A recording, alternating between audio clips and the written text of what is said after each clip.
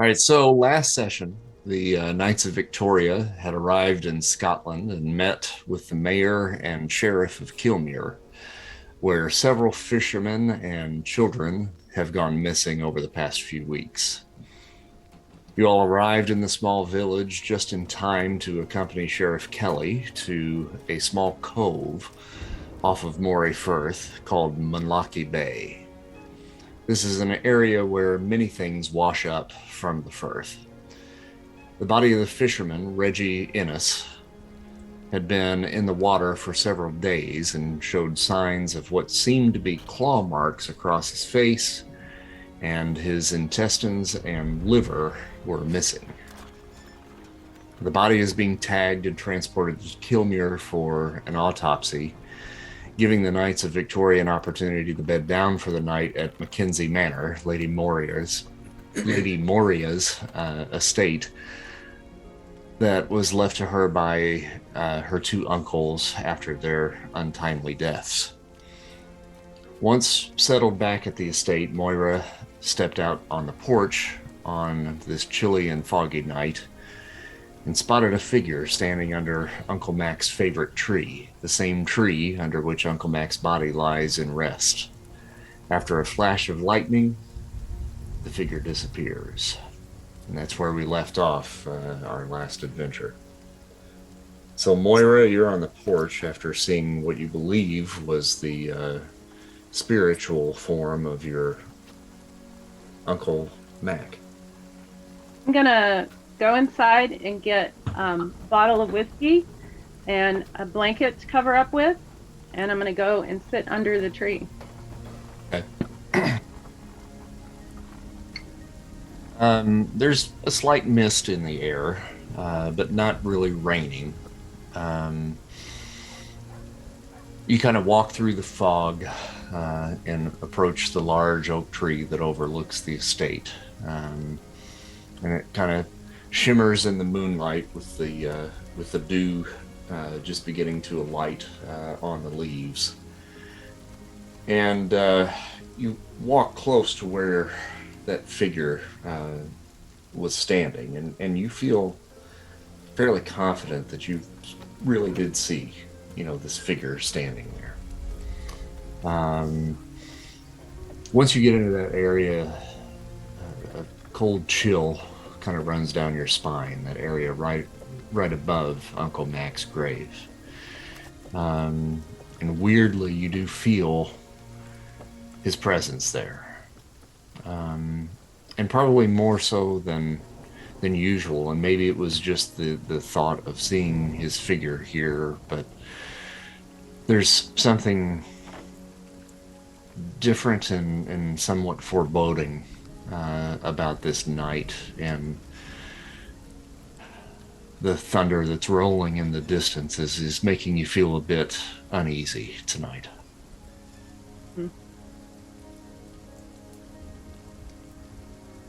But there's a distinct chill in the air just around the grave. Okay. I'm going to sit and wait for him because I think he's going to come back. I don't think he's totally... I saw him, and I think I'm going to sit down and wait for him and see if anything else happens. I might roll a notice to see if something else happens.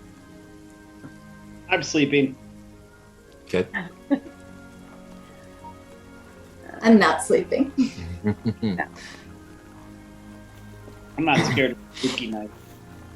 Perfect night for sleeping. Fog, little chill in the air. Get a comforter. Perfect. Only a fool would go to sleep in this sort of weather. Fool and an old man. Better than being on a boat, I'll tell you. And just so you guys know, in the house, I haven't been back to the estate in years. Mac died, and I buried him and left, and I haven't been back. So there's quite a bit of, there's lots of dust covers and things there. I mean, it's taken care of. There's someone there taking care of it, but it's not lived in. So nice and spooky. So I got 11. Yeah, I see that.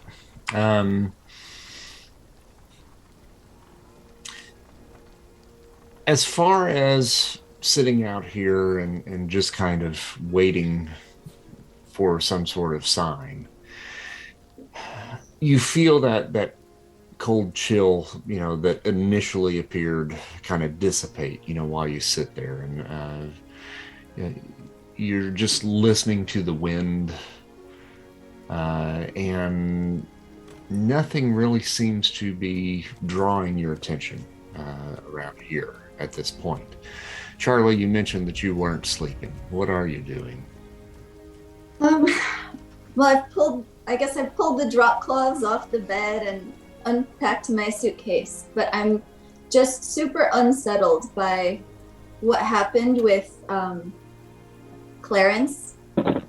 So I'm not feeling at peace. I know I'm gonna look out the window or notice that I see a figure that looks like Moira walking out across the garden toward this towering tree in the distance. Mm-hmm. And I just take note of that, but mostly I'm fretting about Clarence, whom I pulverized, and because I seemed like on some level to delight in the carnage, even though I really didn't want to be pleased about it.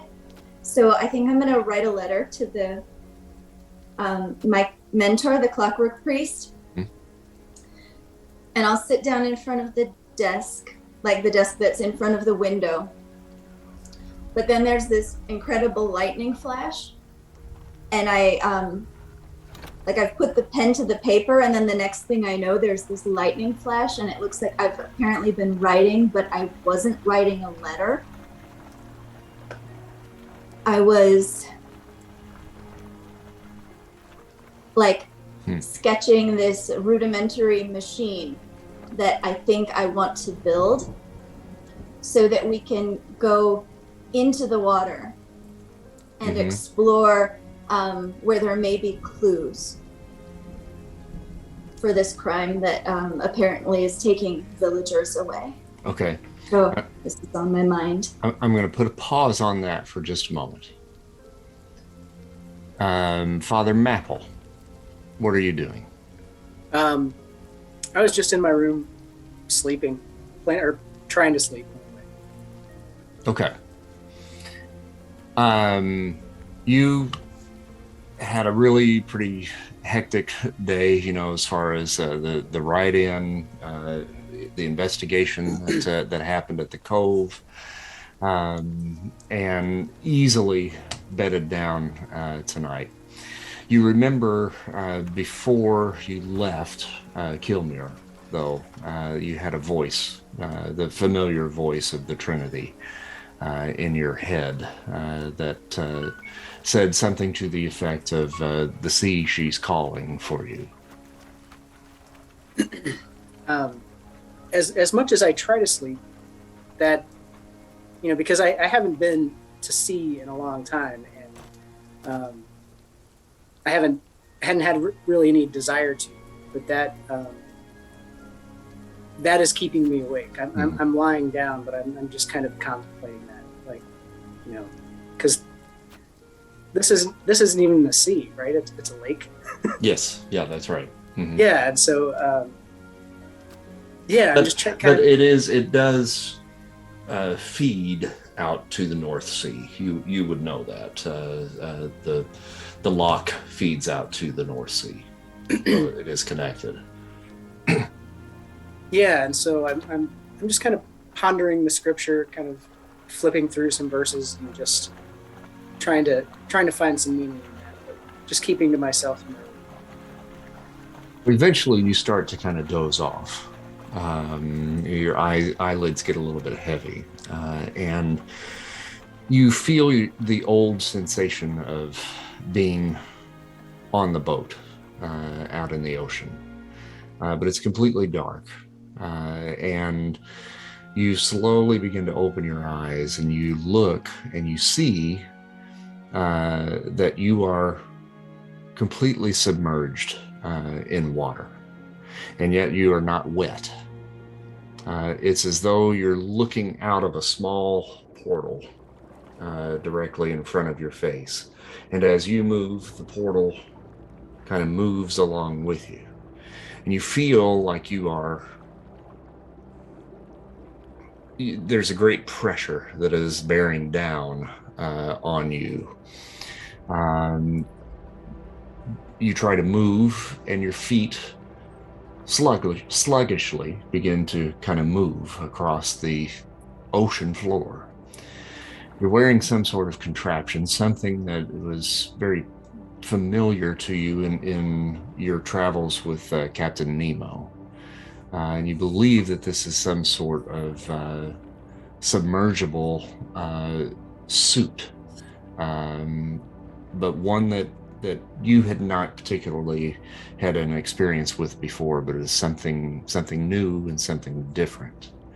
And out in the distance ahead of you, you see something move, something dark, something large.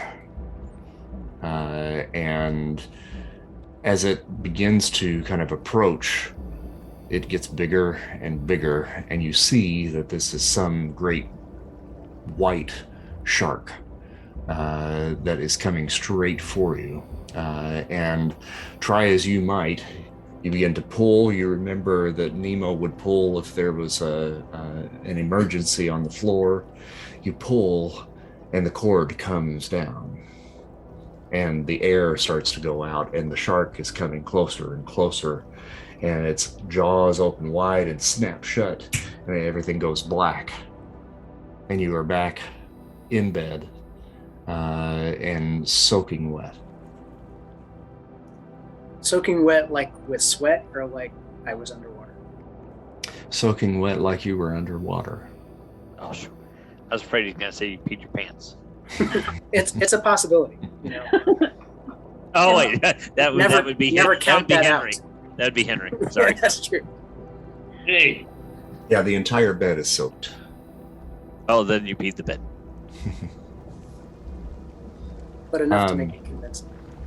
So, Charlie, you've drawn this picture, and you realize some time has passed during the process of that drawing, and your gaze is kind of drawn back to the window to check on Moira, and as you look, your gaze kind of passes one of the clocks there in the room. It's an old cuckoo clock, but still running in perfect order.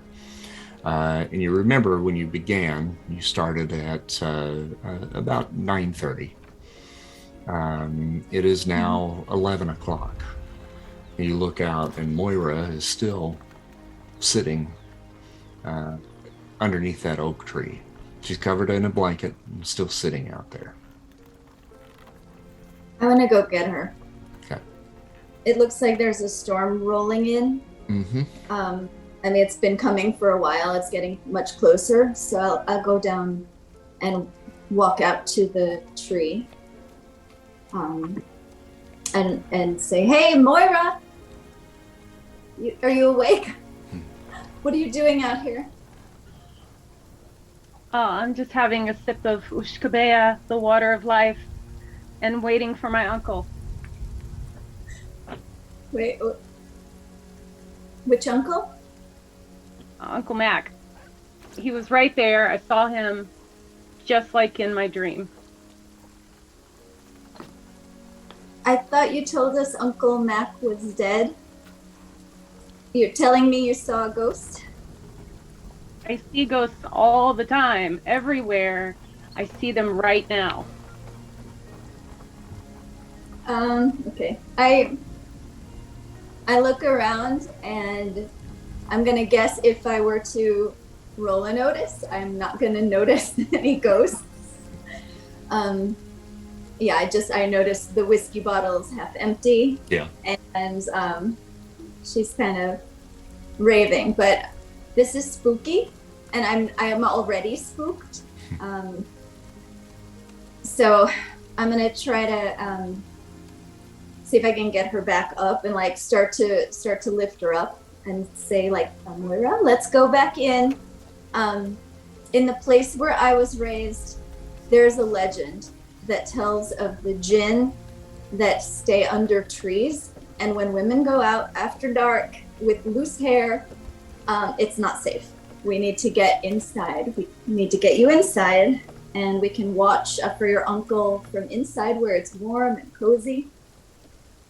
The watch is the key. I have to stay here. I have to wait for him. When you say, what did you say? The watch is the key? Did I say that? Yeah, what did you just say? I think that's what I said. Okay. Maybe. You hear, when you say the watch is the key, it's almost like an echo, but it says, find the key. Oh. Do we both hear this? Or does Moira? Charlie, roll a notice. Okay. So exciting.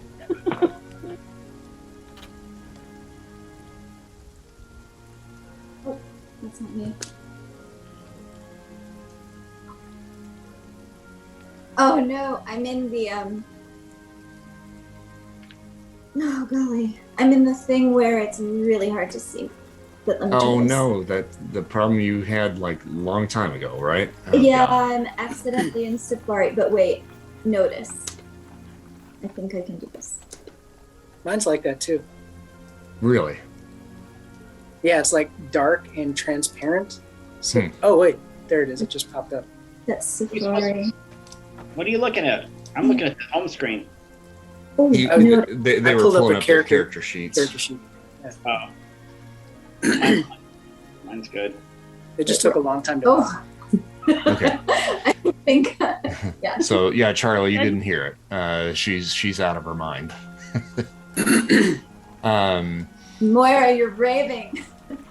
Breaking away again for a moment, Father Mapple, you woke up around about this time, where the girls are outside. Why don't you roll a quick notice for me?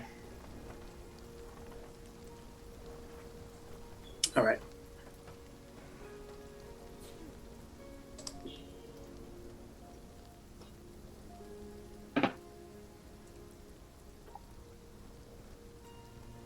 Okay. You still wet are kind of getting out of bed and just kind of looking about the room, to try to find the towel or something, just to kind of at least towel your face off. And there's nothing around except for the curtains. You walk over, kind of dab your face down a little bit with the curtain, and you see outside the two ladies are under the oak tree out back. Moira is sitting slumped over with a blanket over her head, and Charlie is standing over top, trying to appeal to her in some manner. So you do see this going on outside.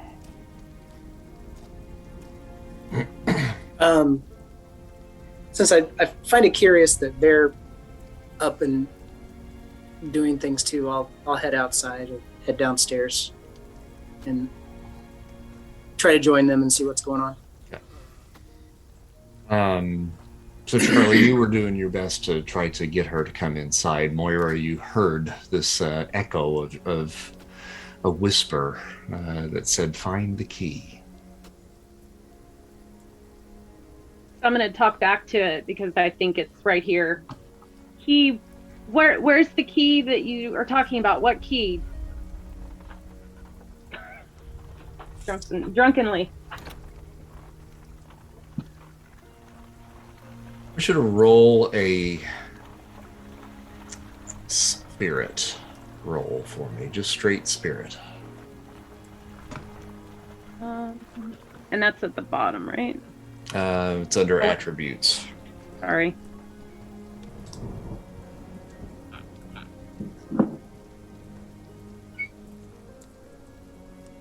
How do you roll that? I'm sorry. Do we click on spirit? Oh, I see it. Never You got mind. Okay. I got it. Yeah, just click on the word spirit. I've done that before. Okay.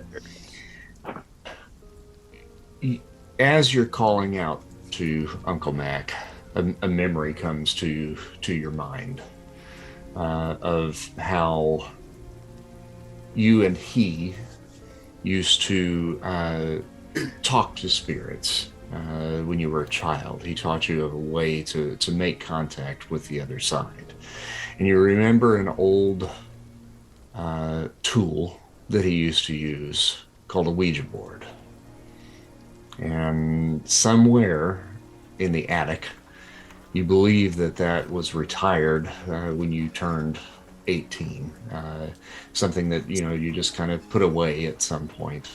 But if you remember correctly, that is somewhere still at the manor. And you had a lot of good experiences with that with Uncle Mac.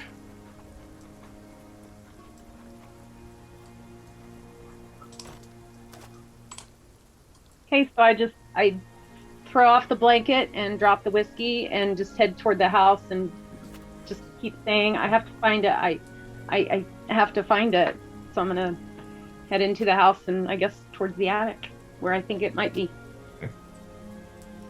Calm Frenzy. down, Moira. Calm down.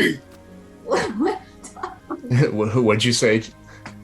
What are you talking about, Moira? Calm down. What's going on?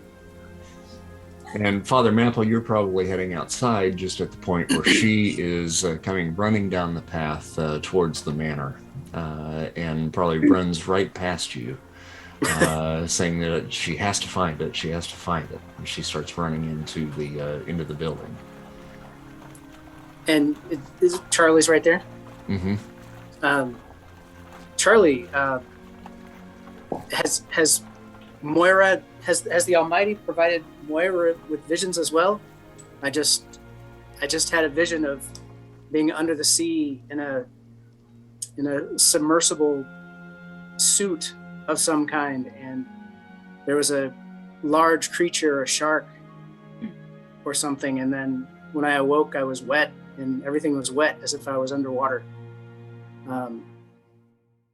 Why is everyone breaking into the whiskey and nobody called me? I haven't had a drop.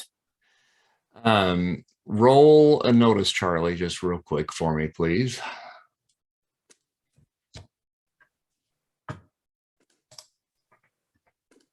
Okay, I am Okay. noticing. So one thing that just stuck out to you was him talking about this underwater suit that he just had a dream about, which you just drew. And that's quite a coincidence. Sir Henry, what have you been up to during this time? You went right to sleep, if I remember correctly. Yes. Yes, these old manors, especially on the water, bring me a great sense of comfort. They remind me of the medieval ages. Not that I lived through them, but I was a scholar at certain times of medieval literature. I enjoyed reading sort of old English, Middle English literature, and felt like when I'm in these old manors, I can feel like I am a part of history. So I enjoy having a little scotch, and then I feel very comfortable here and going to sleep, and the cold and the wetness gives me comfort. So I am sleeping quite well after drinking a little bit of scotch. Thank you very much. Okay. So as you drift off to sleep, you too feel the familiar rolling of the sea. And you open your eyes to begin a day of work on the hard seas. This dream that you're having feels like a typical day on the sea, but there's something very familiar about it. And there's a storm brewing off in the distance, and this storm seems all too familiar. And when the storm finally reaches your ship, one of your compatriots is knocked overboard by one of the sails, and you go in, diving in after him. And just as you recall from your memory, you are once again met by this great white shark that takes a good chunk out of your leg. And as you are... San Bruno, that's the name. I named the shark San Bruno. San Bruno. You see San Bruno once again in your dreams. He pulls you down, pulls you under. And as the cold blackness begins to take your vision, deep down, you believe a man walking the bottom of the sea. And then you wake. San Bruno always haunts my dreams.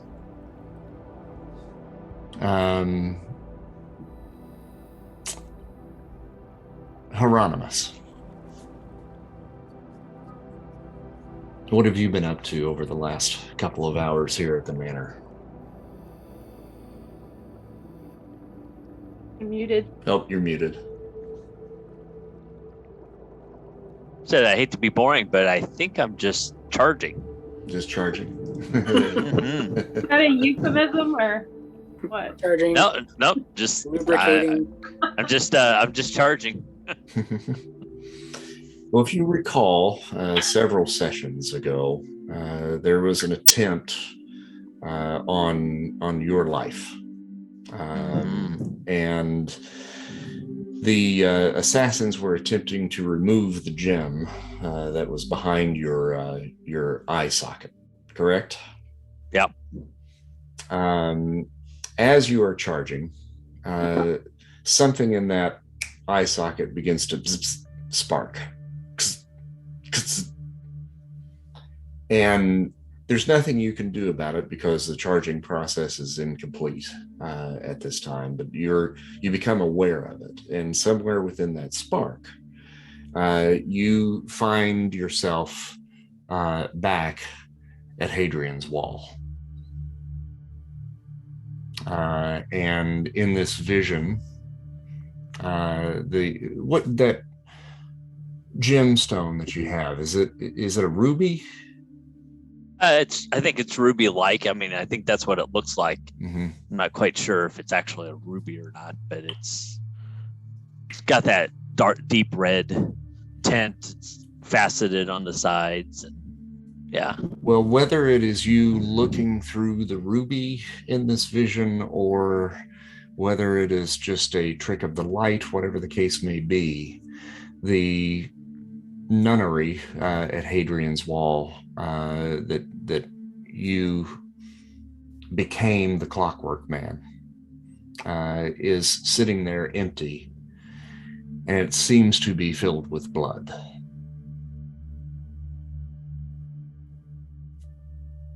Okay. But I can't do anything because I'm still charging, right? Right. Mm-hmm. Okay. Bendigo, Hey, mate. what have you been doing? Well, I've got a little summer sausage and I'm cutting pieces off and I'm trying to teach Blinky how to sit and roll over while I'm polishing my didgeridoo. That is the euphemism. No, I've got my didgeridoo out and I'm just giving it a good waxing. And I'm also trying to play it real low, but you can't really do that with a didgeridoo because they make so much noise. So I'm just kind of like blowing it every once in a while, just because you can't really play one without waking everybody up. And I'm trying to train the dog and just getting tired. As you are breathing through the didgeridoo, You can say it. He was blowing on his He's blowing. didgeridoo. So, yeah. You hear off in the distance the sound of a didgeridoo coming from somewhere here in the manor. A low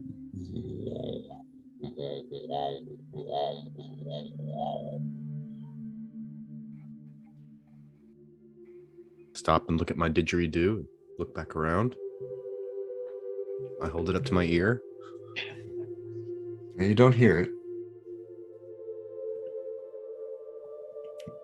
You blow into it, nothing. But then moments later, you hear the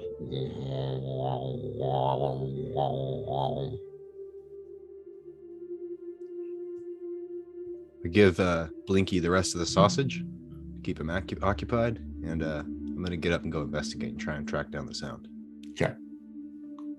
Coming back to Moira and Charlie and Father Maple. You three of you now are pretty much together. I am running up the stairs and through the hallways to the door at the end of the hallway. It goes up the this narrow, windy staircase, Mhm. and then another small flight of stairs to a smaller door, which is the attic. Okay. Bendigo, you are kind of trying to figure out where that sound's coming from, right? Mhm. Open up the door, kind of poke your head out, and you hear it once again. And you start climbing a staircase. You're on the second floor already, but you're climbing another staircase. And as you're climbing the staircase, you hear the sound of footsteps quickly coming up the stairs behind you, heading up towards the second floor. And then the door that you went through coming up towards you is Moira. And I assume immediately followed by Charlie and Father Maple, yes? Yep. That didgeridoo sound is coming from the top of the stairs. And Moira, you're heading towards that door, correct? Yep. And you throw open that door, which leads to the attic. And as soon as you open that door, Bendigo, that didgeridoo stops. Like it never happened. Charlie, Father Maple, you see Bendigo just kind of standing there in the middle of the stairway, kind of looking confused. And Moira shoots in and starts digging through some items in the attic, frantically looking for something.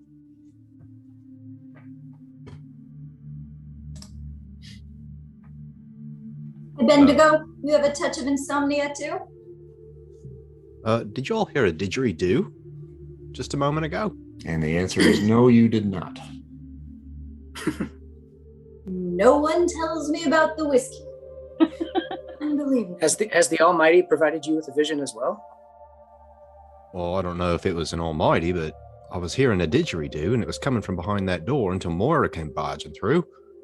Then it just stopped. Are you guys telling me you didn't hear that?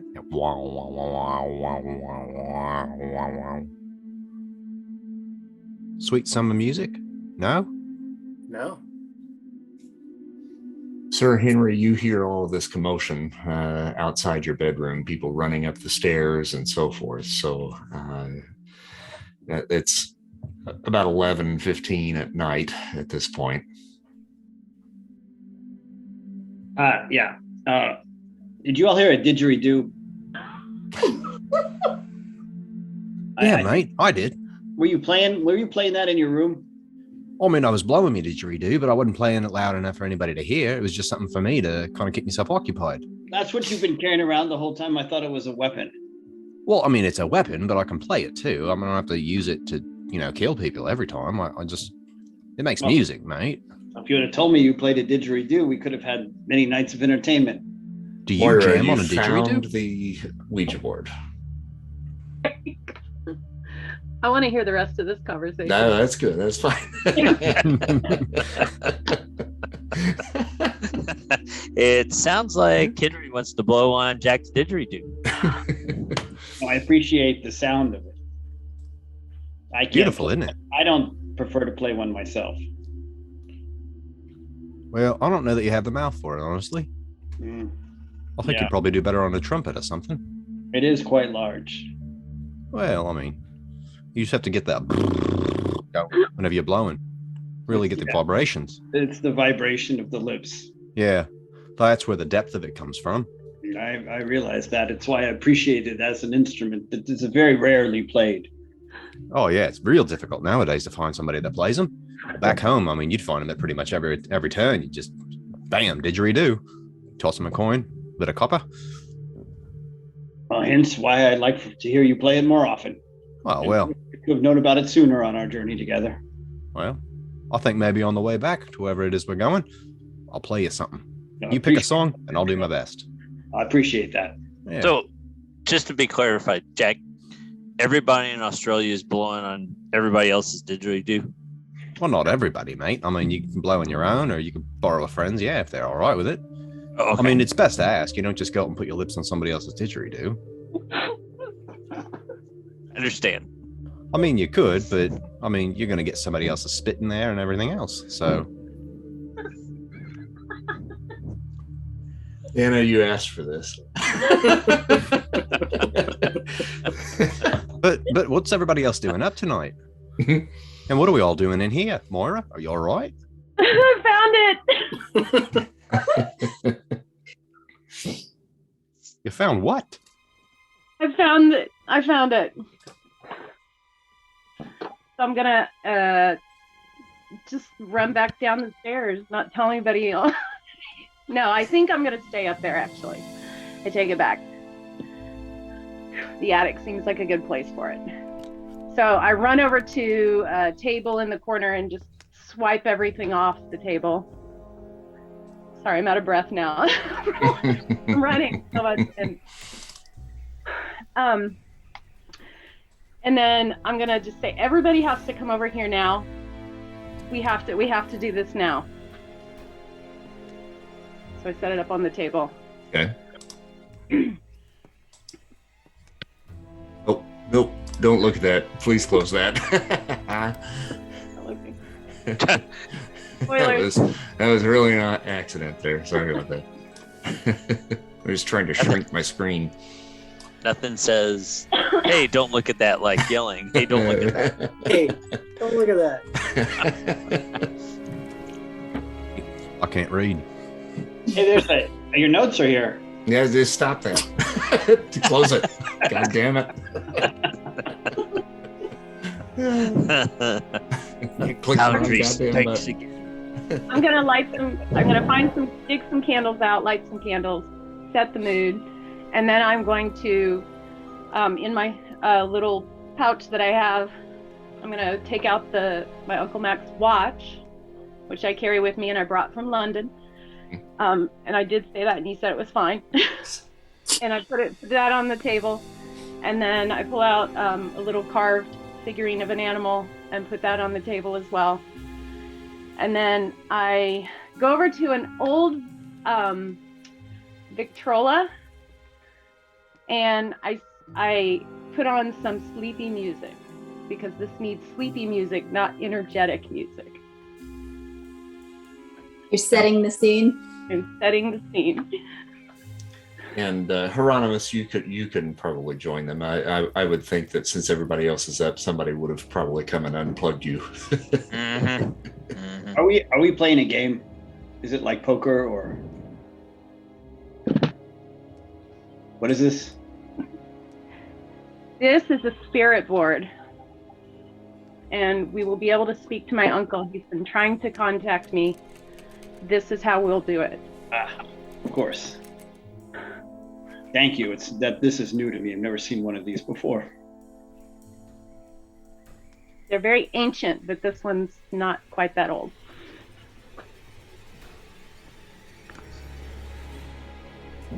I keep going. Sure, yeah. You're in Okay. charge now. Everybody gather around. Is this the device that was crafted by the brothers Parker? Exactly, with their own two hands. 4 hands? Brothers? How many brothers were there? Yes, correct. I've heard tell of these. Okay, everybody calm down, quit being so weird. Okay.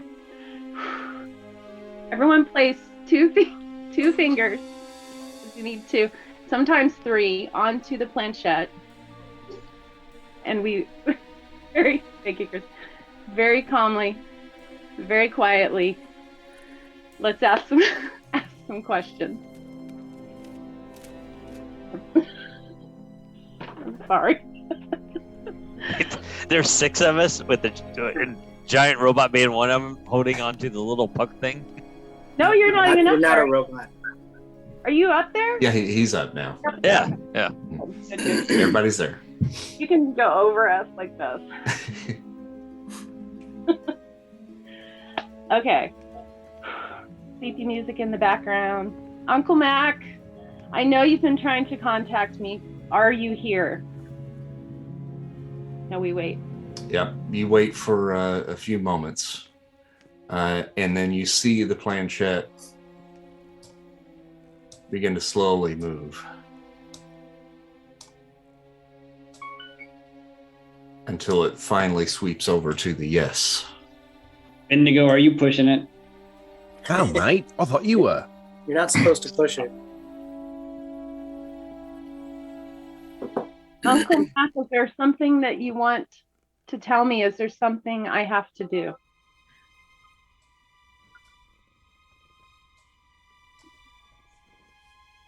It's swept to the yes. Okay. That is very cool, Chris. I Thanks. wish everyone could see this. It's awesome. Well, spooky. And if you would, maybe as I move, would you mind kind of speaking what it says and spelling it out for everyone else? Of course. Okay. Why did you bring us to Inverness?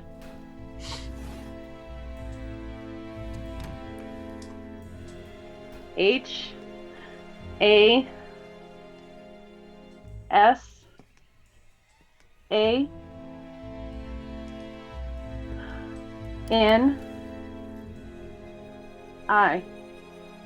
Hasani?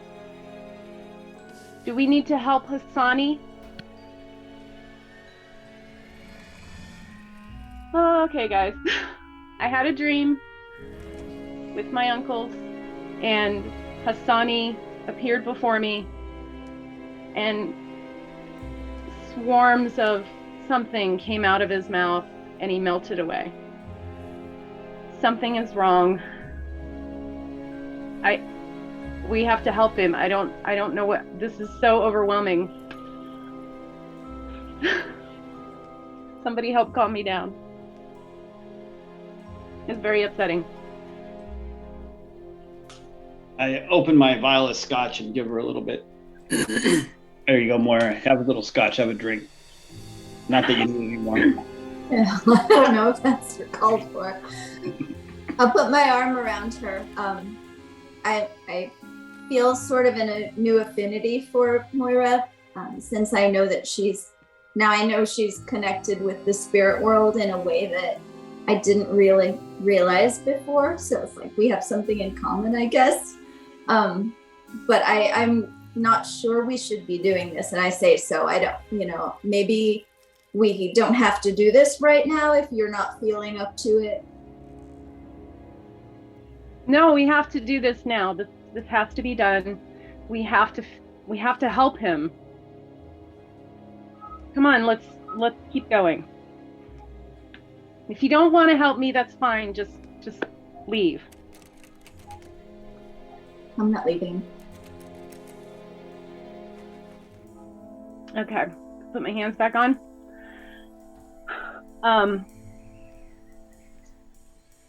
Is Hasani here on this plane? And it says yes. Is he trapped somewhere? And it says yes again. How can I find him?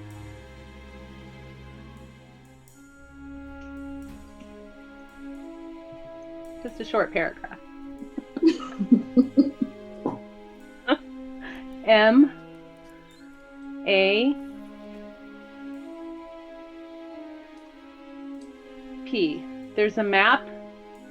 Where is the map? There's a map. Is the map here in the house? Yes. Where should I look for the map?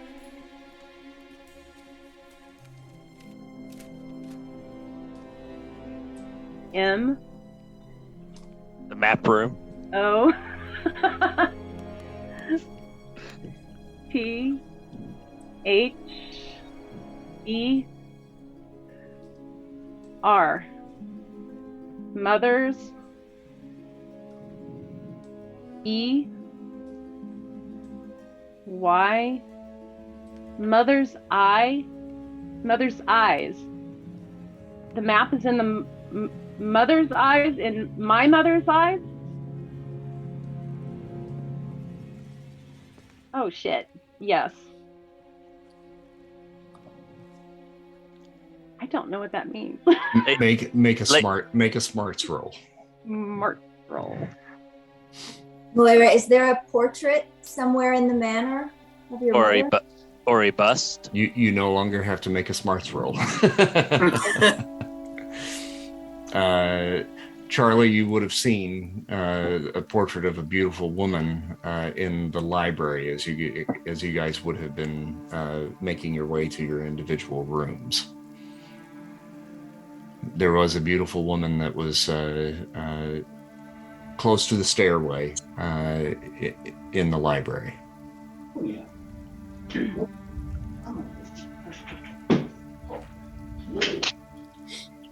Do you think we should check it out, or do you have additional questions for the board of the Brothers Parker?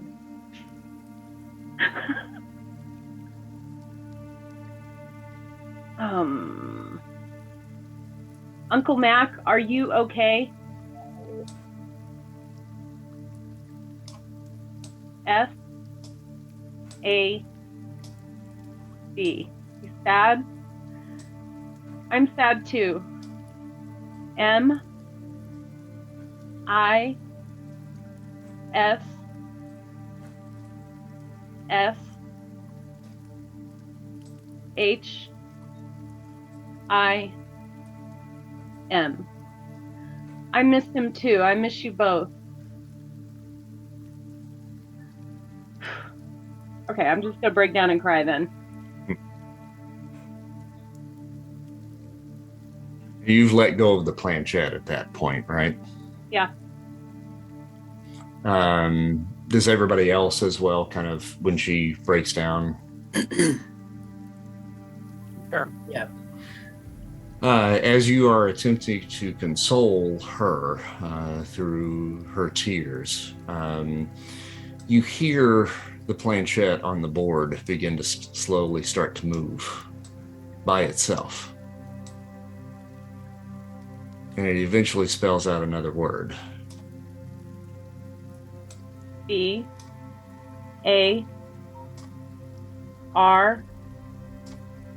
We go back to the bar.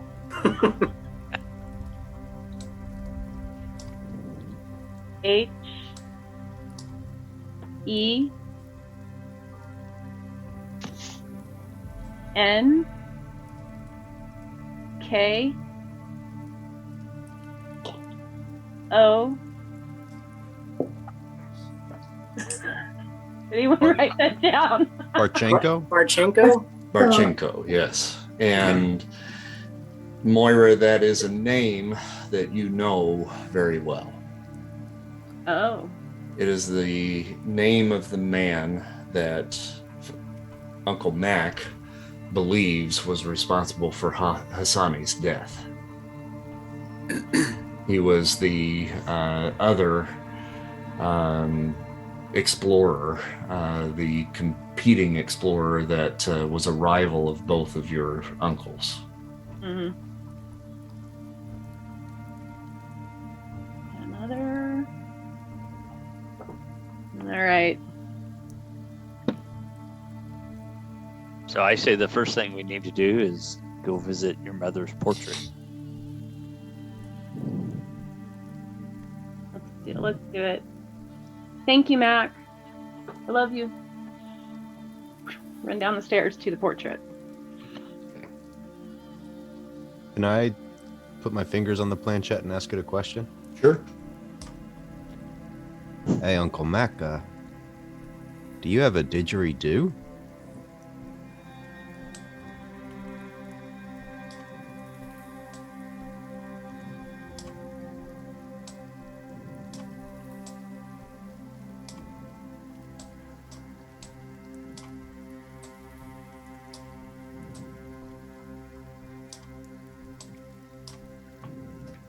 Is anybody else in the room with me at this point, or am I by myself? You're by yourself.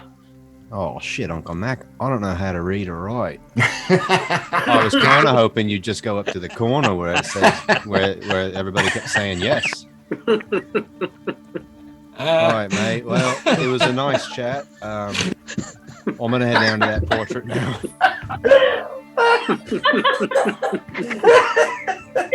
Lost you. So brilliant. Oh, Well, this has been fun, mate. Maybe we can jam sometime.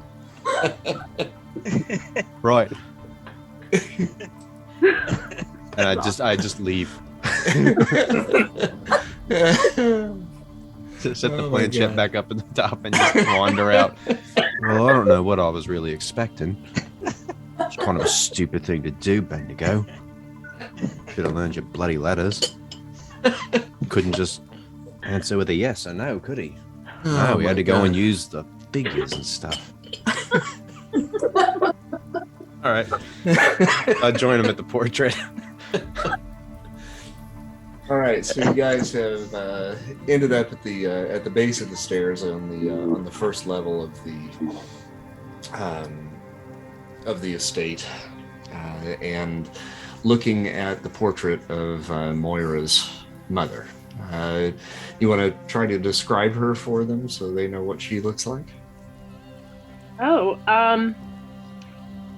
You never saw her in life. You only remember her from this picture.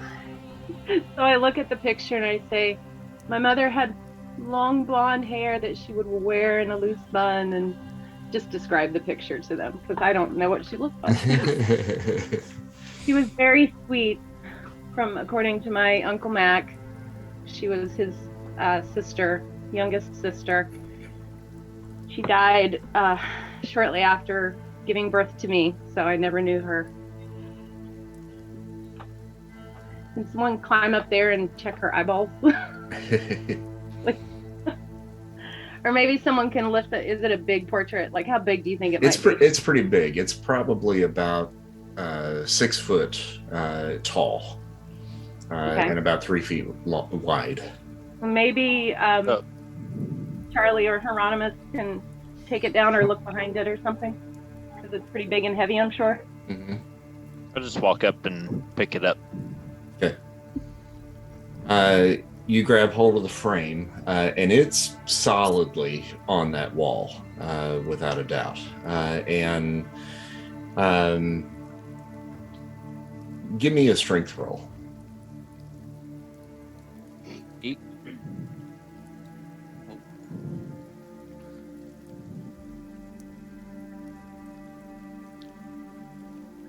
7. Okay. Yeah. It's heavy, and the frame itself probably weighs about 120 pounds. So it takes some effort to pull it off of its whatever mechanism is holding it there. When you do, French cleat. Sorry. Oh, just a French cleat.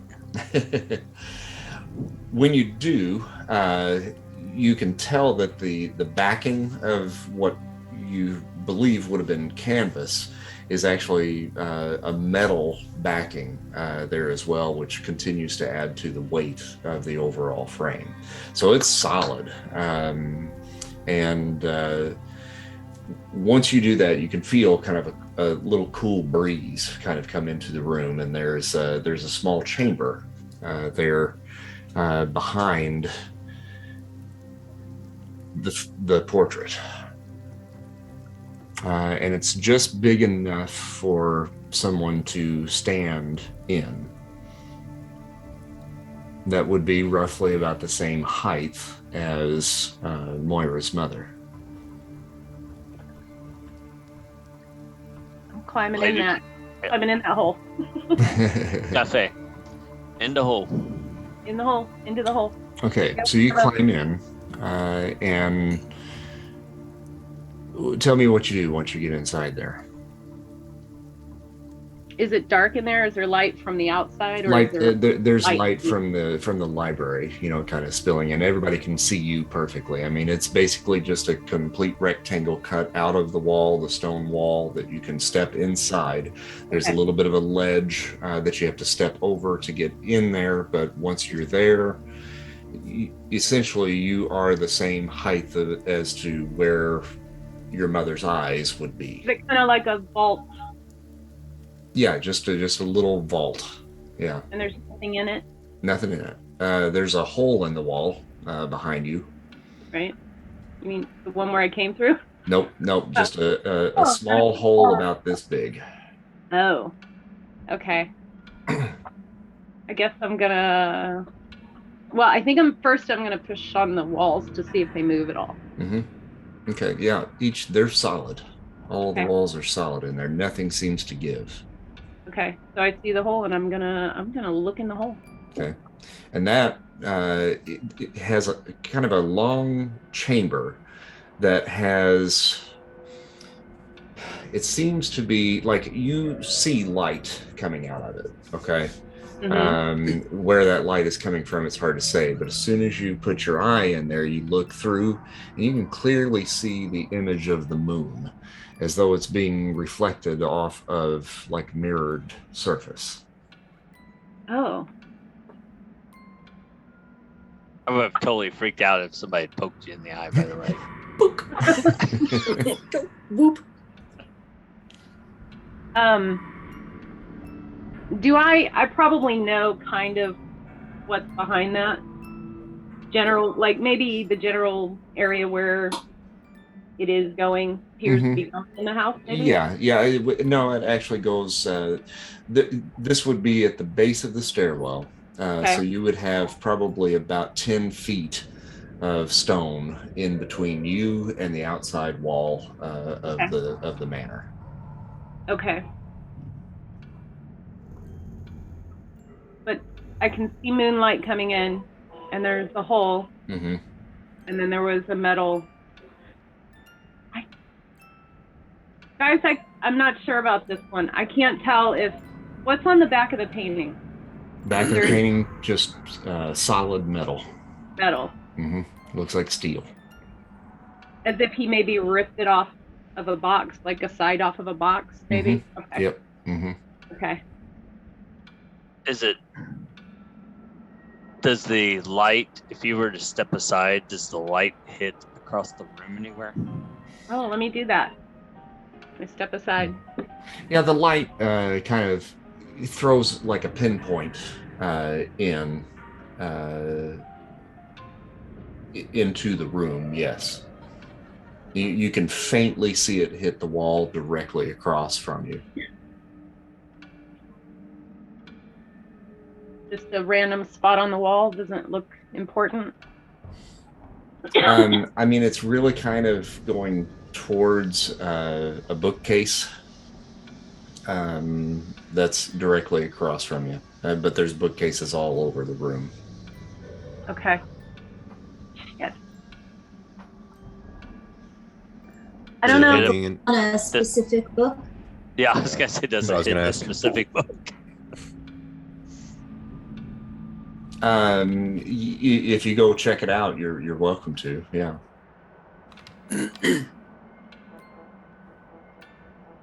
Someone I'm guessing the three of us. Someone other than Bendigo Jack, please go check out the book. The name of the book is called The Road to Shambhala.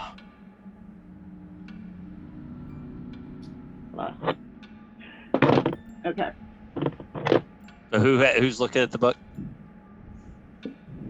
Are you taking the book? Are you taking the book out? Yes, I'm going to reach out and try to gently pull it out. It looks pretty old.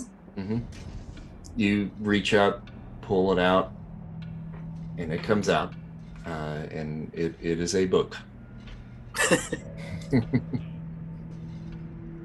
And it's an older book. It's probably got about 75 years on it, and well worn, well read.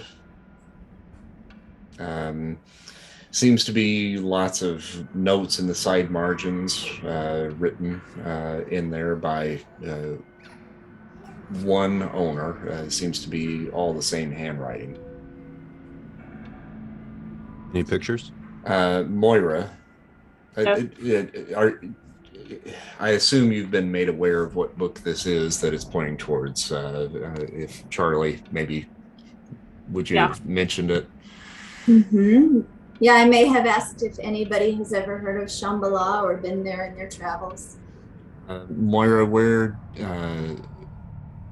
was Hasani killed? Oh, that's a good question. All right. Pause the video for a minute. Sure. No, I can tell you. I can't remember what I wrote down. Yeah, that's all right. It was Tibet. Tibet. Because Shambhala. Okay, that makes total sense now. That's where Hasani died. I would never forget that. He may not have died in Shambhala because that was someplace that they were looking for. Near. But in Tibet, Tibet was known to be potentially an entry point to the mystic city. Yeah, and I know that, and I tell everybody that, right? Mm-hmm. Okay. As far as that goes, just so happens that it was pointing towards that book, but that book didn't open anything for you. And there doesn't seem to be a key or anything inside the book. Okay. Fudge. While they're looking at that, I'll take a look at a closer look at the back of the painting and see if I can take a look at the front of the painting just to examine that more closely. Sure. The back of the painting, just as I said, is one solid steel sheet. It looks like it was perfectly form-fitted to go inside this chamber in order to kind of seal it. So your best guess is so that hole that's in the back wouldn't cause the breeze to enter the room for basically prying eyes to try to find this particular space. So it kind of acted as a seal, to keep the outside weather from coming in any form. As far as the painting goes, it's a very well done painting. It is on canvas, but it is stretched over this metal. So somebody that really, was kind of poking around at it would certainly be able to tell that, well, that's pretty solid back behind there. But it is an actual canvas. Doesn't seem to be anything special about it other than, a painting of her mother. Now, I'm going to have you make a notice roll, and it's going to be at a -2. Okay. I still own this painting, or have I set this thing down? It's up to you. Okay, I guess I'll stand there and hold it.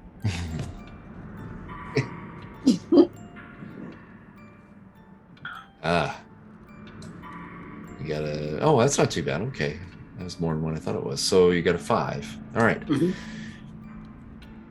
Since Hieronymus is standing there,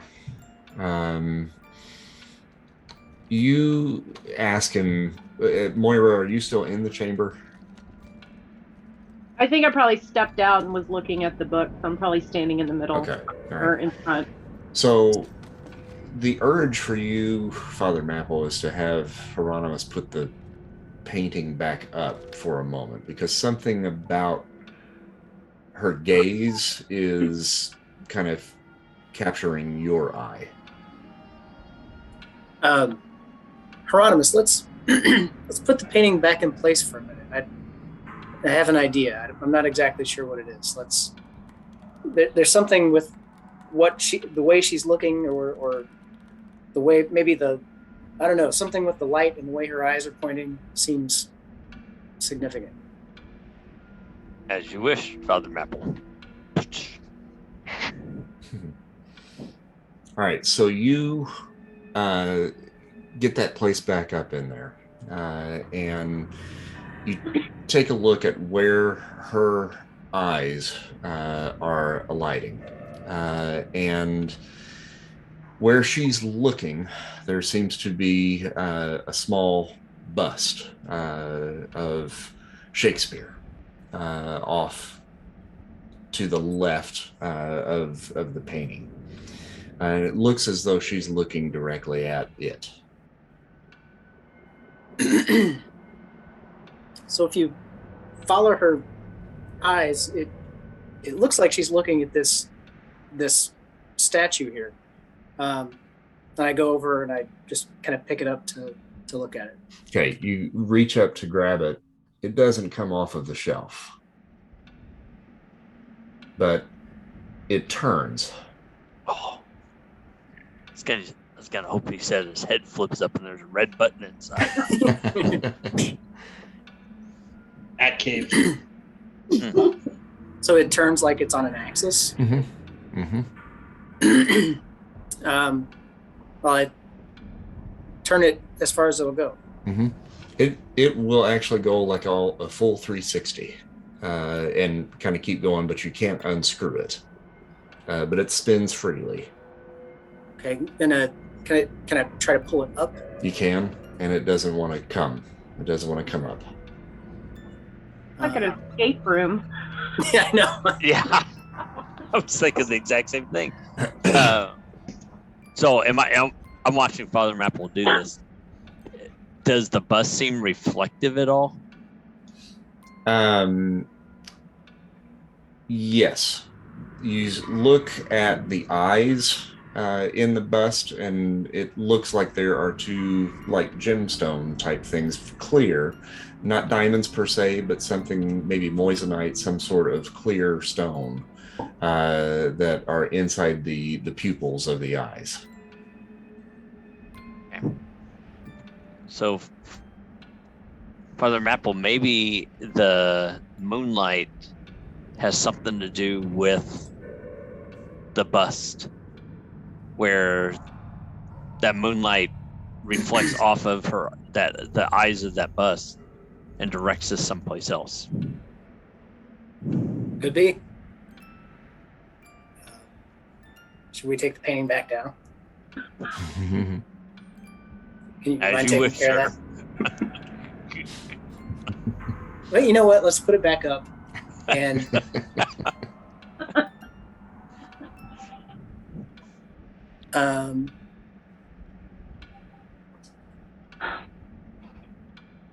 don't know. Does anybody else want to take a look at this? The bus won't move; it'll spin, but I can't remove it.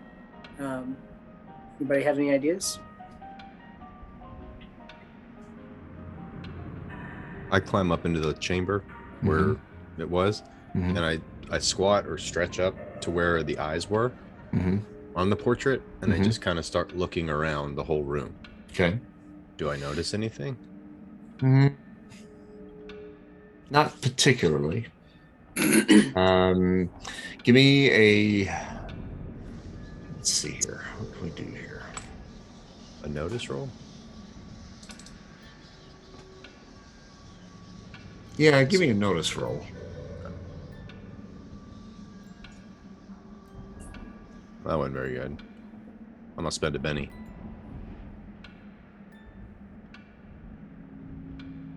There we go. All right, what'd you get? An 11. Okay. All right, so you kind of are scanning the room. You remember them talking about the crystals or the stones that were in the eye of the statue. You see that there's a chandelier up above that also has kind of a crystalline ball at the bottom of that piece. And on the far side of the room, there's a candelabra that's attached to a table, or that's sitting on a table that has a little crystal piece that kind of dangles down from the candelabra as well. So there are three very similar looking gemstones about the room. Boy, the stones that are in that statue's eyes. Look up at the chandelier and look over at that candelabra. There's 2 more. Do you guys think that means anything? Somebody just had an idea. Bing! By Jove, I've got it. Anyone have a flashlight, a torch? I don't carry one of those. You want to have one on their person? Something for light to shine Like through? somebody did. I think maybe it was me. I don't think so. I thought it was you, actually. Yeah. No, I don't think When so. we went down to the sewer of spiders. Okay, Oh. well, It was Henry's cane. actual torch I was carrying and not a flashlight. It's not on my gear, so I obviously don't have it. Well, you probably have one in your. Oh, it looks like Kurt's internet died. That's where he went. Charlie, you don't have one on your Swiss Army arm? You could probably find a torch here at home somewhere. Just head to the kitchen. It's probably in the silverware drawer. In the junk drawer. In the junk drawer with The a matches. bunch of rubber bands and 2 clips and a couple of screws that nobody knows where they go Couple to. of And, ketchup Twisty packets. yeah, Twisty wires. Which I just overlooked. So. half a container of Pop Rocks. Corkscrew. Yeah, so you can get a flashlight, no problem. Okay, so let me just clarify. The moonlight that is coming into the room through the hole Mhm. is very faint and just pointing sort of towards that book that didn't seem important, correct? Right. Okay. And the lights, like in the room, is it fairly? It's not that dim. We can make it. It's fairly dim. I mean, you've got a fire burning in the fireplace and some candles here and there probably, but not extremely well lit. Okay. Okay, I'm gonna stand where that is and shine a brighter light to see if maybe that will cue anything. I kind of feel like the moon, if it's supposed to shine through and bounce off these crystals to show us something, if that's where this is going, I feel like it's not in the right position yet, or something, we're missing something, and I can't tell what it is. So I'm gonna try that, I guess. All right, so where are you going to shine the light?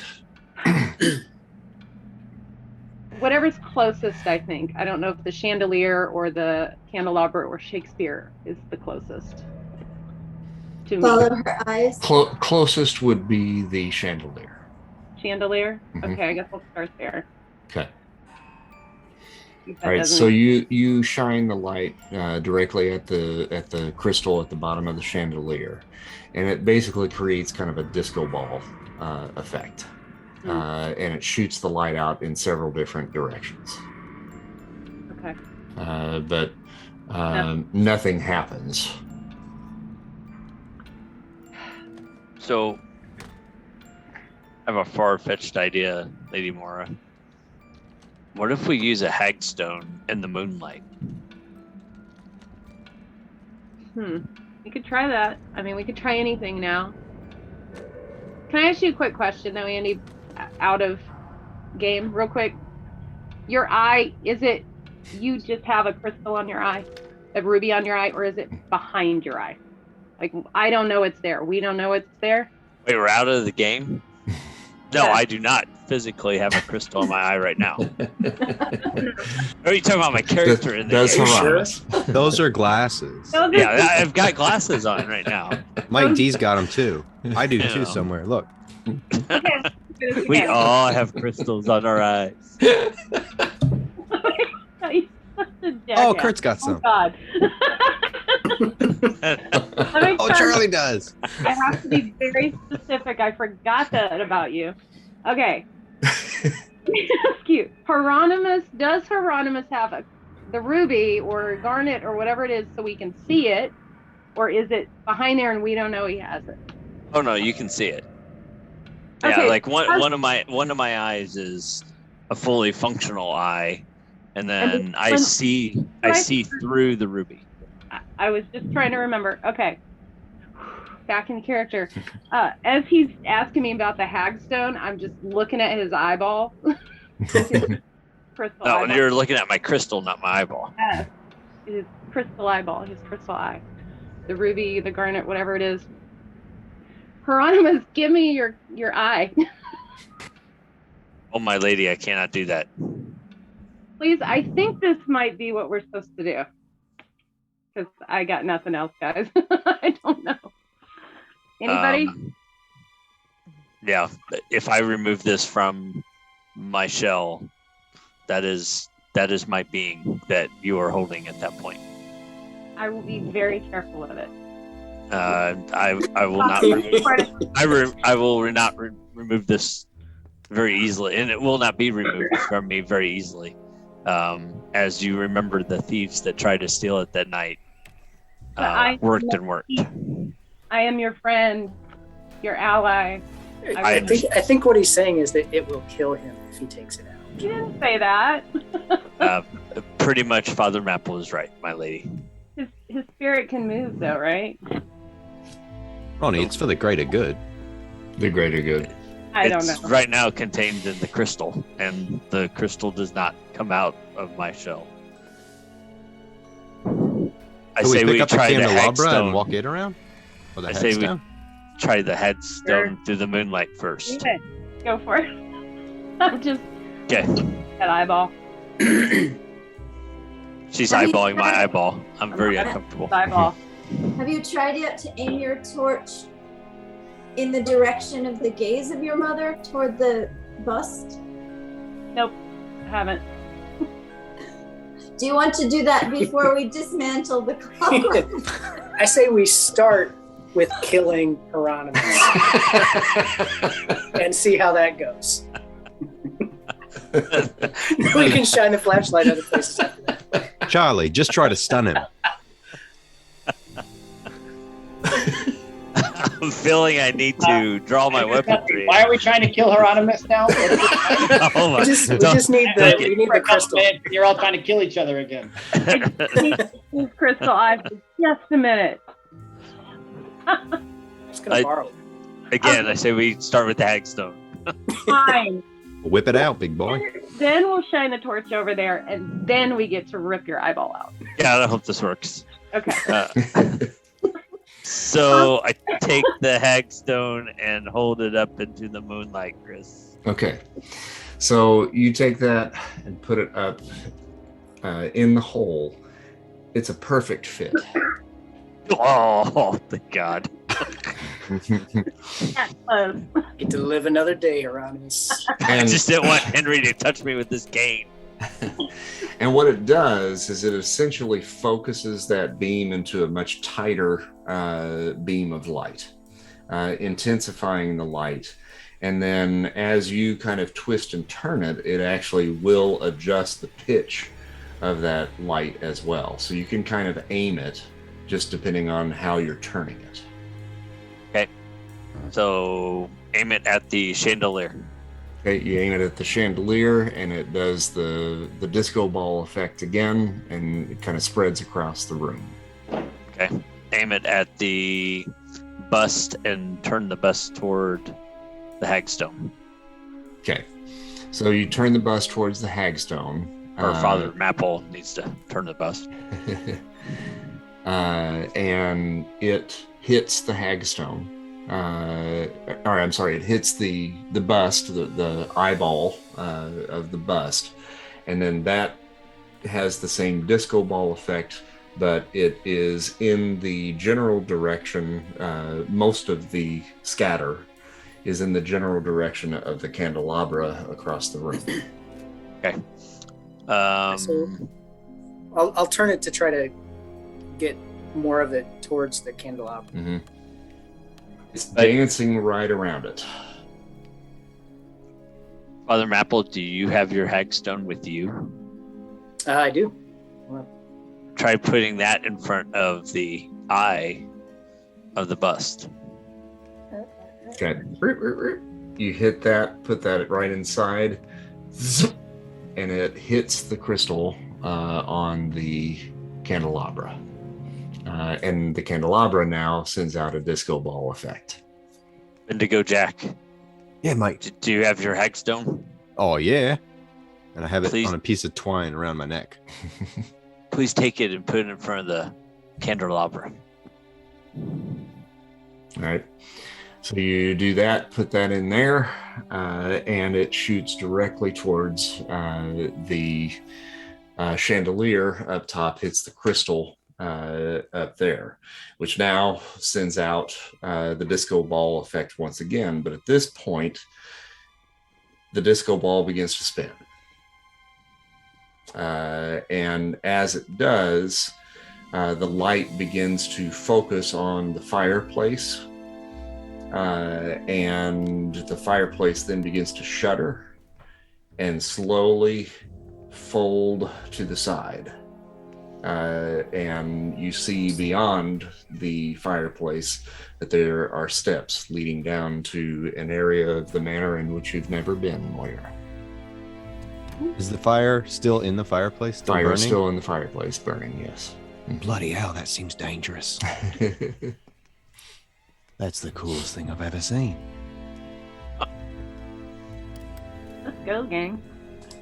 I'm still wearing my nightshirt, so if you don't mind, I'm going to go back to my room and maybe get my cane. And if we're going to go down the stairs, and looks like we won't be going to bed anytime soon. Is that correct? Probably not. Okay, so if you just give me a moment, I'll be back in just a few moments. If you want to go ahead, I'll catch up. But with if you. We'll wait for you. All right. oh my god, Do you guys want me to get Blinky? All right, Hieronymus, I'm very sorry that I wanted to rip your eyeball out. I'm dazzled by this. it's all right, my lady. But Nothing personal, I promise. that's the very last resort we can always think about. And for the record, I gave Hieronymus a Benny for the idea of the hagstone, and I gave Bendigo a Benny for making me laugh about the I can't read. At We the should get Ouija 2 board. for that one. That was He probably should. Go giver. There you go. You got 2. That was that's pretty good. And truthfully, I'm going to give Dana one for the role playing at the leading up to the Ouija board there as well. All right. All set. Thank you. Okay, so I'm gonna take the Shambhala book Mhm. with me. Put okay, it in my foreign. okay, sure. So are we heading down the stairs? All right, it is a very narrow passageway that leads you down underneath, and it's a spiral staircase that takes you down. It's not a long staircase. It takes you maybe about 20 feet below the surface. And you end up in a very small chamber here, just barely big enough to cram all of you guys in here. Charlie probably has to duck her head just a little bit. But in the middle of this little chamber at the base of the stairs, there is a single pedestal upon which there is a glass dome that houses a scroll on the inside of it.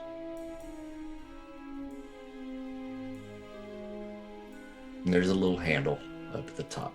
I'm gonna open it. Okay. Take the handle off, or take the globe off, and there is an ancient scroll that is sitting there, just beckoning for you to pick it up and open it. Wait, don't touch that yet. Open the box! Open the box! What's in the box? Shit. Can we roll a notice to see if there's a booby trap or trigger mechanism? You I may. think we have to take out his eyeball again. Oh god, no, not. Do we all roll? Right. Yeah, Yeah, I think we'll let Hieronymus do it since he's the one that came up with the idea. How Oh, how about a 15? Yeah, that'll do. This seems perfectly safe. Oh, god dang it. That was a really good roll for no real reason. Come on, I was hoping to fill a bag of sand and try to move it on top at the same time. All right. So you take the scroll and open it up, and it appears to be a map of the world. How is that all? Just don't hand it to Bendigo to read. On this map, there are several locations marked and numbered on the map. First up is Hadrian's Wall at Dornoch Village. And that is Hieronymus, the location of the nunnery where you just saw in your vision. The second location is the Catacombs de Paris. And Charlie, that's an area where your parents frequented with several of their explorations. They told you many stories of the catacombs. The land of the dead is what they called it. Mm-hmm. Third location is Buenos Aires, the labyrinth of Park Chas. Familiar to Father Mapple, because that's the last place you saw Captain Nemo. Blood Falls, Antarctica, an area familiar to Henry Hart, because that was the area near where he was injured by the giant shark. San Bruno. And then Uluru in Mitajulu, Australia, very near Bendigo's hometown. And then finally, you see the marking in Tibet, which is clearly marked Shambhala.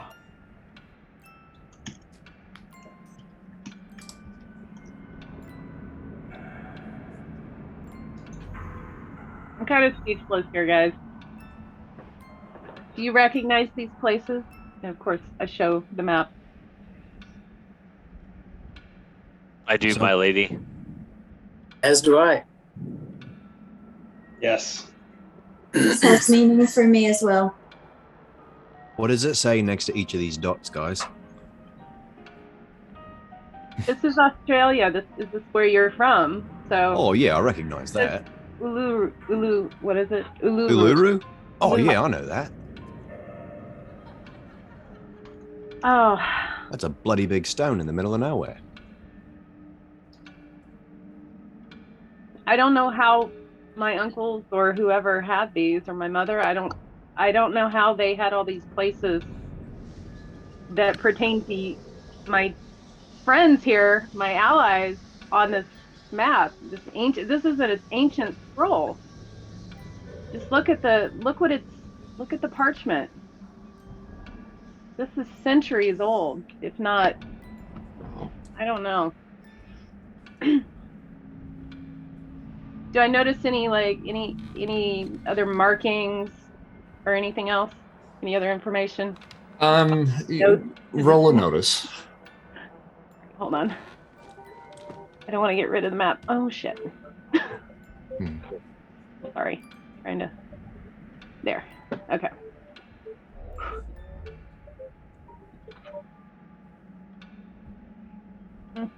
Guess not. Okay. The only thing that I will say is that it looks like, yes, the map is ancient, but the markings a little bit more fresh. Okay. Seems like that would have been written in more recent years and added to this map. Mm-hmm.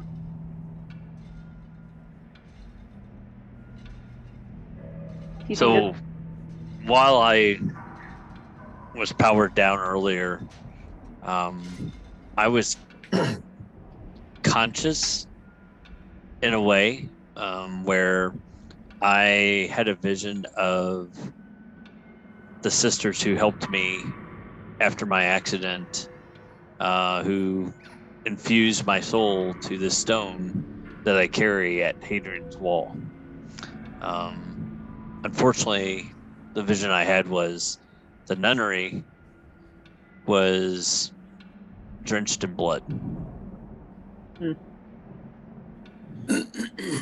And then that vision disseminated away from me.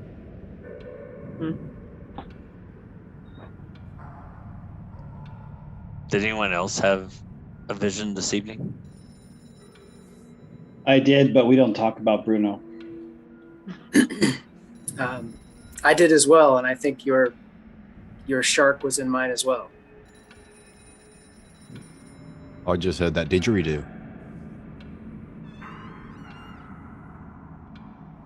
So either we are being called to those locations individually, or we all need to go to those locations together. Is there one location, though, that none of us had an experience with? Only Shambhala. Shambhala. So logic would have it. We go to the location where none of us has had a personal experience. And truthfully, the only person that didn't have a personal experience at any one of those places was Moira.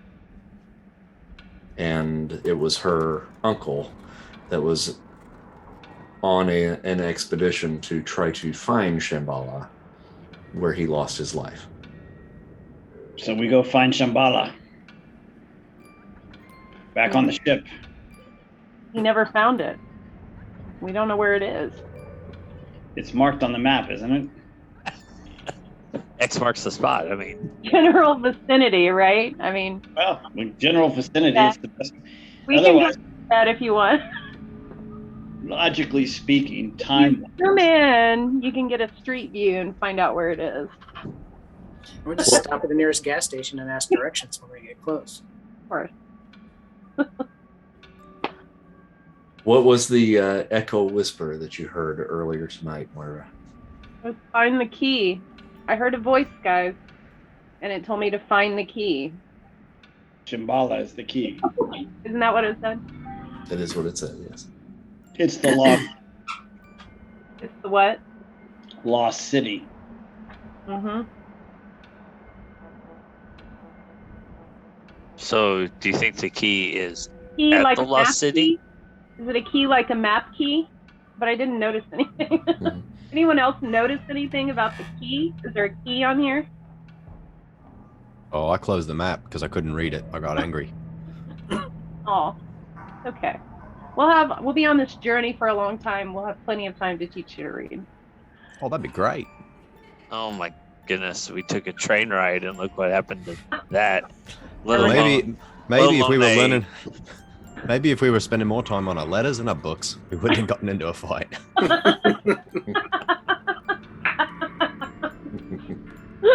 There's something going on in the water outside too that we're supposed to. Should we look into why we hear the sounds over the water and people getting killed in this town? That's another thing that's kind of on our plate, isn't it? Oh, yeah. Oh yeah. Why are we down in a basement in your house? Because your uncle came to you as an apparition and led us here. And now we have a map with Shambhala, and now we have people outside screaming and the voices coming over the water and people dying all over the place. It's all very overwhelming. Well, perhaps we should look into why people are dying here and then put Shambhala on hold for a moment. Or maybe it's related. Or we split up. Split up. We each go to one city. We Yeah. go. We Yeah. each go back to where the exit was on the map. Yep. I can't go back to that place, but I'm happy to go look for lost cities. I've But searched you can for stay towns here. and lost cities in my life. You can stay here and you can discover the screaming, and then the rest of us can go back to our X map. Well, Or I'm we could throw all of the different pins into a bowl, and then you draw one, and that's where you go. There you go. Like that idea. Because we have Or the we- cries that we've heard coming from at night during the lake. It's in my notes. My little- Yeah, that was why you were sent here in the first place by the Knights of Victoria. So perhaps was we need to take care solve of that that mystery for sure. But All right. Moira's been told to find the key, and if we put all the keys in a bowl, we draw. and Have a then party. you all spoon. But maybe we're going about this wrong. Maybe we're not using our language correctly. Maybe we need to sit and talk about this like we would as a team. Bah. Bah. Well, not to meta it, but like if we only have 2 sessions left, we're not supposed to visit 6 different city sites. I think probably we should go figure out what's making all the noise and killing people here. It's like a It could be workout an montage. arc, right? Yeah, it's just a montage. Yeah. You know, we cut to just Can a Foundry do scene. long, slow dissolves? No, definitely not. It could, but we can't use it. Okay. Well, oh, you know what? I'm gonna use my hagstone and just look at the map again, just because. Why not? The one time we, use it and it did something. Let's try it again. I did it again. Unfortunately, nothing. Yeah. Nothing. Mm-mm. Okay. All right. I'm gonna roll up the map. I'm gonna ponder on this key thing. If anybody has any other ideas. I Well, I'm mean, gonna- Did your did your uncle? uncle, yeah, did your uncle have a research room here in the house A study. He has a study. Mhm. where all of his research on Shambhala would be? Well, I mean, this book that I have, was in the bookshelf, but he has a separate study that I never went into. Maybe that's where we need to start to look for the key. We could do that. And then we can go and find out why people are dying out in the water and screaming, right? They're not dying and screaming right now, right? This Or whole any- time, there's just been this wailing, terrorizing screams of people being eviscerated across the water. Oh God! What was that noise? You What? hear that? Right, is there any way we could shut the fireplace upstairs so we don't hear that? It's very distracting. Really distracting. Yeah. We can't, Yeah, we're I can't trying to look for at a a key map. under these conditions. Oh boy. Okay. All right. I'm gonna roll up the map, and there's nothing else in this room, right? Correct. Yeah. No engravings on the table, on the glass. Nope. Mm-mm. Just very simple pedestal, glass globe, scroll. I think our GM's cheating us out. So, okay. We didn't even get a map of the manor. That's true. I didn't. Yeah. I thought about it. Put all his effort in the Ouija Long- board. Long story short, as far as going to the study, trying to search for a key, no key. There's keys around, but I'm not talking about just a key. I'm just talking about a clue to a key. sure. The thought is that after kind of looking around and trying to put pieces of a puzzle together that simply really don't exist, looking through all of your uncle's old stuff, yes, there's a few little scratchings here and there about Shambhala and so forth, but that book really seems to be probably the most important thing next to the map itself. Both of those things were connected. The light was shining towards the book to give you the clue that this may be about Shambhala, and of course, opening the chamber brought you down to the map, which essentially is the key that you're looking for. Oh, good. And just in the discussion that you guys would probably have over the coming hours up until dawn, when it's time to reconvene on the investigation that you were actually sent here for, you're really kind of able to figure out that yes, this map is in order for you to unlock the path to Shambhala. And in looking through the book, this is kind of what you're able to kind of loosely piece together in the hours that you have to kind of figure this out. But this map is the map is the key to open the pathway to Shambhala. So each of these locations at some point you will have to visit if you are wanting to go there. And if this is where Hasani is, or if this is the path that Hasani may be on, this may be your only way to find him. Okay. So that means Henry, San Bruno is in your future once again. We don't talk about Bruno. He wasn't even here when you made that joke before the game, Chris. What joke? Who made a joke? I didn't hear a joke. Yeah, you made a joke about it already? Sure. Yeah. I had no idea. You said the same thing you did. I did. Okay. I'm going to You didn't know my shark was named San Bruno then? I didn't remember that your shark was named San Bruno, but I said we don't talk about Bruno. No, I didn't name it San Bruno until tonight. Oh. I didn't hear your comment. Look at that then. See? Everything's connected. Weirdness.